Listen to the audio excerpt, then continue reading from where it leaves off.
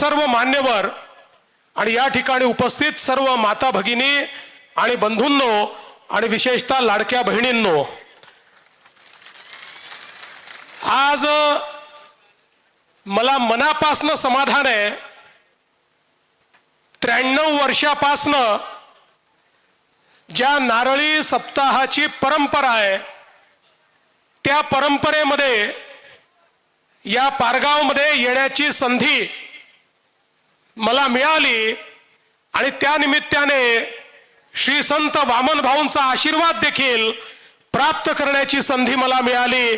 आणि म्हणून मी खरोखर सर्व गावकऱ्यांचं आणि आसपासच्या गावातनं आलेल्याही सर्व भक्त मंडळींचं महाराष्ट्र सरकारच्या वतीनं खूप खूप स्वागत करतो, अभिनंदन करतो।